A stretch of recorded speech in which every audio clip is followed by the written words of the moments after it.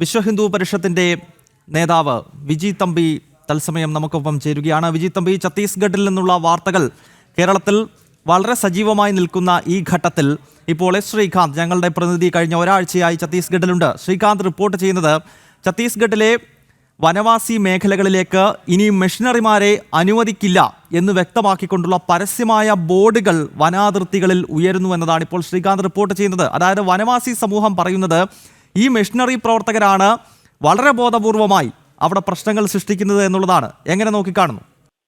ഞാൻ പ്രതീക്ഷിച്ചതാണ്.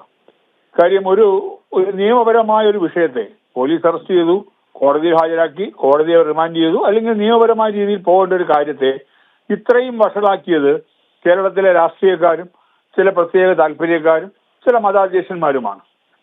ചില മതാധ്യക്ഷന്മാർ പറയുന്നത് കേട്ടു, ഈ ബജറംഗ് ദൾ എന്ന് പറയുന്നതിന് വളരെ മോശമായ രീതിയിൽ തിരിച്ചു. കൊരങ്ങ് ഗ്രൂപ്പ് എന്ന് വരെ പറയുന്നത് കേട്ടു. ആലോചിച്ച് നോക്കിയേ, ബജറംഗ് ദൾ എന്ന് പറഞ്ഞാൽ അത് പ്രധാനമായിട്ടും അത് ഹിന്ദു സുരക്ഷയ്ക്ക് വേണ്ടി സേവാ, സുരക്ഷ, സംസ്കാർ എന്ന 3 വിഷയങ്ങളെ അടിസ്ഥാനമാക്കി വിശ്വ പരിഷത്ത് രൂപീകരിച്ച വിശ്വ പരിഷത്തിന്റെ യുവജന വിഭാഗമാണ് ബജറംഗ് ദൾ.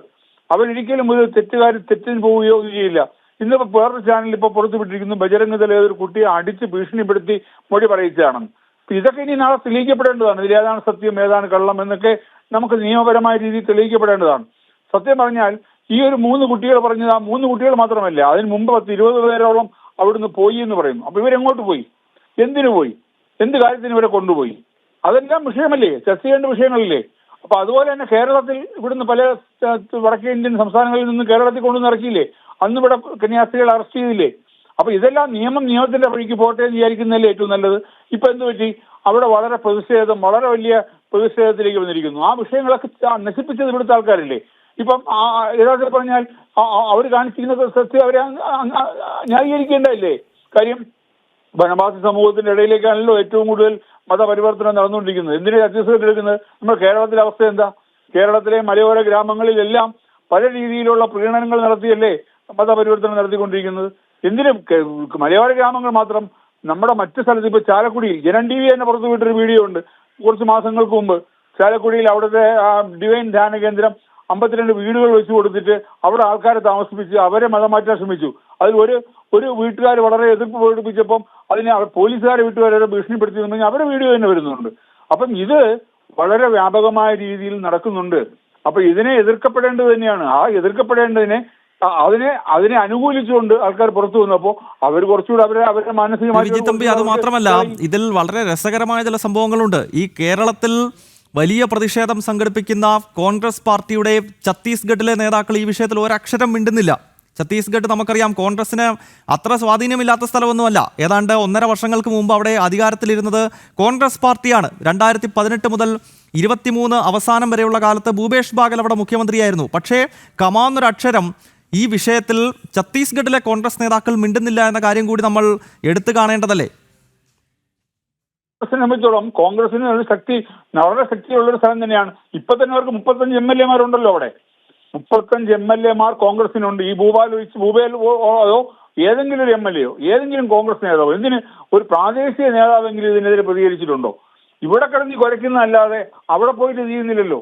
അപ്പൊ അവിടുത്തെ ആൾക്കാർക്ക് അറിയാം, ഇതിന്റെ ഒരു ഗ്രാവിറ്റി അറിയാം, ഇതിന്റെ വിഷയം വളരെ വളരെ ഇമ്പോർട്ടന്റ് ആണ്. കാരണം ഛത്തീസ്ഗഡ് പോലെ വളരെ ഒരു നക്സൽ ബാധിത കേന്ദ്രം, അല്ലെങ്കിൽ ഒരുപാട് ആദിവാസി സമൂഹങ്ങൾ ജീവിക്കുന്ന ഒരു നാട്, ആ നാട്ടിൽ മതപരിവർത്തനം, നിർബന്ധപൂർവ്വമുള്ള മതപരിവർത്തനം നിയമം മൂലം തടഞ്ഞിട്ടുള്ളതാണ്.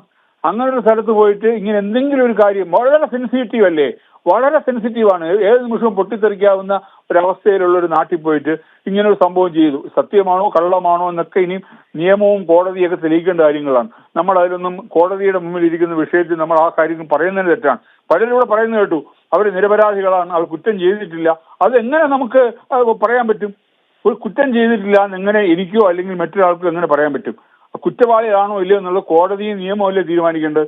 അതിനു മുമ്പ് അവർ കുറ്റം ചെയ്തിട്ടില്ല, അവരുടെ മേൽ മനഃപൂർവ്വമായിട്ട് അടിച്ചു വെച്ചതാണെന്ന് ചില മറ്റ് പാർട്ടികളുടെ നേതാക്കളിലൂടെ പറയുന്നത് കേട്ടു. തെറ്റല്ലേ അത്? തെറ്റല്ലേ? അതുപോലെ ബജറംഗ് ദൾ ഏതാണെന്ന് പോലും അറിയില്ല എന്ന് പോലും ചിലർ പറഞ്ഞു. അത് ആരാണെന്ന് പോലും അറിയില്ല. അങ്ങനെയൊക്കെ പറയുന്നത് ശരിയല്ല. പക്ഷേ ഇവിടെ നിയമത്തിന്റെ വഴിക്ക് പോട്ടെ എന്ന് കരുതി വിട്ടിരുന്നെങ്കിൽ ഇത് ഇത്രയും വഷളാവില്ലായിരുന്നു. ഇതിനു മുമ്പ് 2011 അവിടെ 5 പാതിരിമാരെയാണ് അറസ്റ്റ് ചെയ്തത്. അവർ ഏകദേശം 1 വർഷത്തോളം അവിടെ ജയിലിൽ കിടന്നു. അപ്പോഴൊന്നും ഈ പ്രശ്നം ഉണ്ടായില്ലല്ലോ. അപ്പൊ ആ നിയമത്തിന്റെ വഴിക്ക് പോയി അവരെ സ്വാഭാവികമായ രീതിയിൽ അവർക്ക് ജാമ്യം കിട്ടി. ആ കേസ് കഴിഞ്ഞില്ലെന്ന് എനിക്കറിയില്ല. എന്തായാലും അതുപോലെ ഇതും സ്വാഭാവികമായ രീതിയിൽ മുമ്പോട്ട് പോയേനെ. പക്ഷെ ഇതിന് ഇത്രയും വഷളാക്കിയത് പൊളിറ്റിക്കൽ പാർട്ടീസാണ്. പ്രത്യേകിച്ചും കേരളത്തിലെ ഇടത് വലത് മുന്നണികൾ. അവരെ സംബന്ധിച്ചോളം അവർക്ക് ഒരിക്കലും ഇവർ പുറത്തു വരരുതെന്നാണ് ആഗ്രഹം.